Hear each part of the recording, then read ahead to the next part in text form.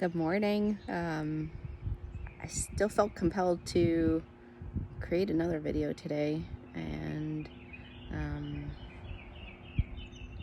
something that keeps coming up with me, with people I'm talking to, things I'm reading, is just this connection to both the divine feminine energy and masculine energy. And I'm no expert on this, and honestly, I've been living, I think, almost my whole life really dominated in my masculine energy, and just tapping into my femininity. And I think one of the beautiful things that came out of Sedona and this spiritual retreat with these women is that I've been really not only not being grounded in my feminine energy, but I've really hated it and been ashamed of it and really neglected it, and almost intentionally. And that's kind of been interesting to admit. And you may ask, well, what is feminine energy and what's masculine? And honestly, I don't know the exact definition, but I know for me, I'll define my masculine because that's where I'm most comfortable with. And that's just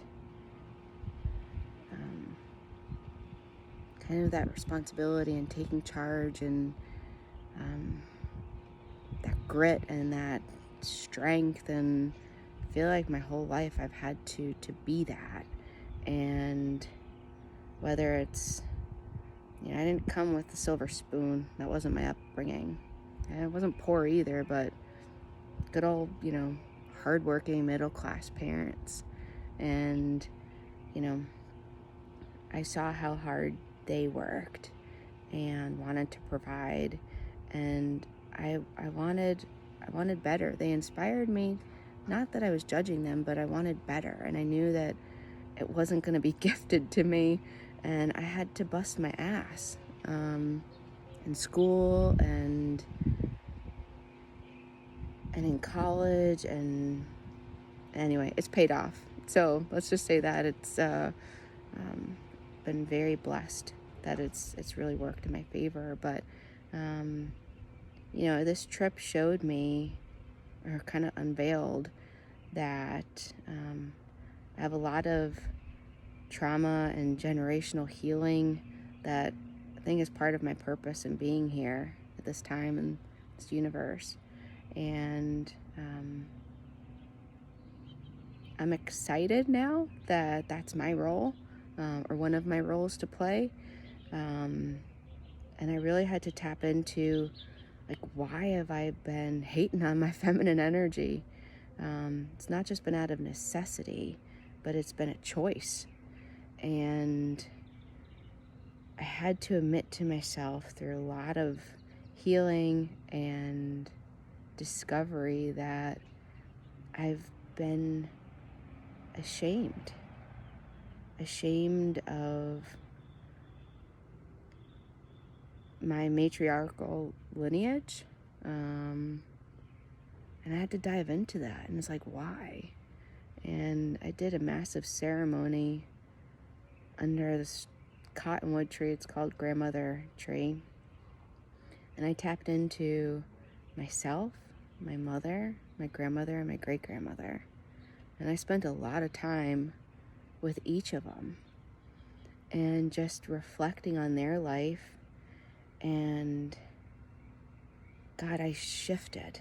I was so enlightened in doing that. One, I sent them all love. I think they all needed it. I honored them. And weirdly, I forgave them. I don't know that they've always been proud of their life, but in that whole journey, I realized, damn, they were warriors. And it's my neighbor's air conditioning unit, or heat, so I apologize. But they were warriors. they have gone through so much in their lives. And it's not my job to tell their stories, but when you think of the worst things that could happen to people, whether it was extreme violence, almost to death, rape, incest, I mean, just such trauma, and it's been passed down. And it's passed down from my mom to our family. And, you know, I've told others in the past that I've always looked at my mom, and I love you, Mom, and I'm sure you're watching this, and this may be painful to listen to, but I have to share it. I've looked at my mom, and I've always said she's inspired me, but maybe not the way I should have had her inspire me. But I looked at her and I said, I want better for myself. I don't want all that pain, and I never want to be reliant on a man. I never want to feel stuck. I never want to feel trapped. And I am going to do whatever I can to make the most out of my life and make the most out of myself, so that I am never put in that position. I am never bonded to a guy because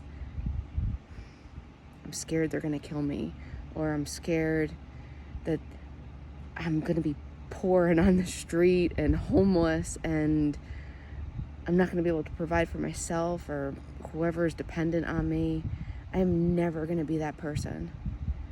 And she's inspired me to be more. And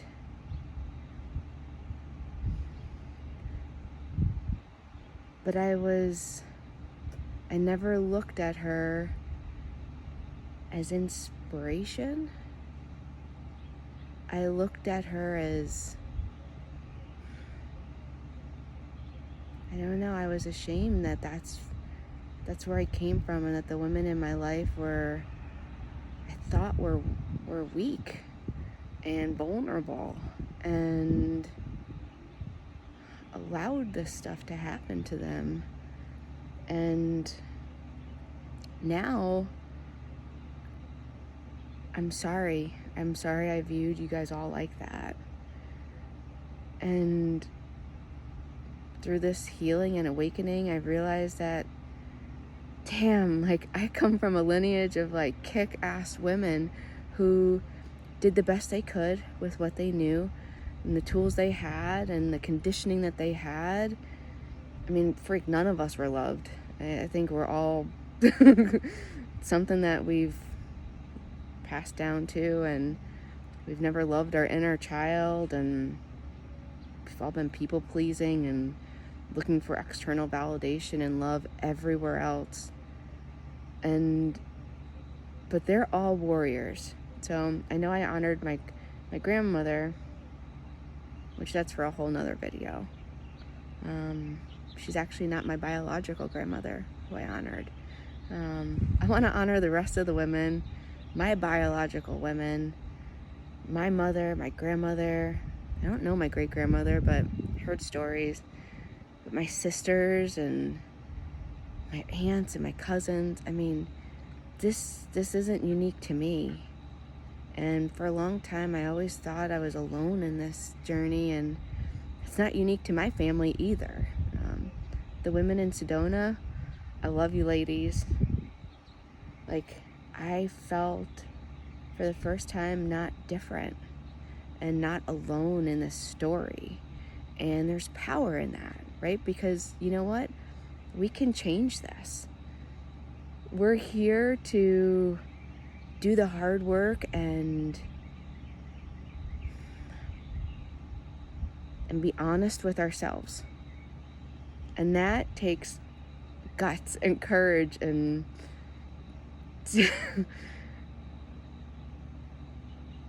but we're warriors.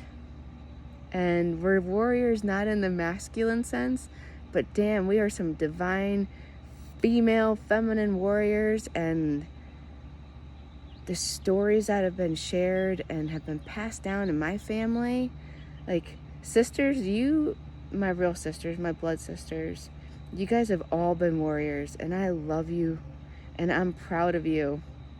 And I know maybe I haven't said that. And Mom, I am proud of you.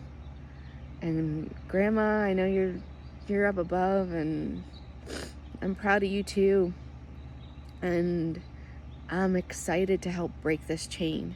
And I'm excited and honored to bring healing to our family and healing to me, and not be ashamed of me and hate on my femininity, but instead be proud of it and love it and honor it and fucking respect it.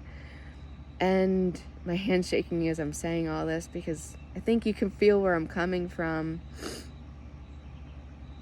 And this has come up a lot, but it's not just me. And maybe this resonates with some of you out there. And it's not just us females. I think that may be for another video. But guys out there, I am honoring you guys and your masculine energy, because I don't know that everyone in my life, the guys in my life, have been honoring that part of them either. And that's for a whole nother segment. But today I was inspired to channel this piece, because it's been a big shift in me. And it's important. It's important for my healing and my journey. And I think it's going to resonate with some of you out there, and hopefully help you and give you love in tapping into whatever side you may be neglecting, and give you hope that when you do the hard work and really dive into it, there's such healing and such love that comes from it. So it's worth it. And you got a lot of love and support around you if you're vulnerable and fearless to ask for it. But you got this. We got this. And a lot of love and light and healing to all of you. So thank you for letting me share this with you. And to the women in my life, I love you, and I'm really proud of you. So, and thank you for inspiring me in all sorts of ways to be the woman who I am today. So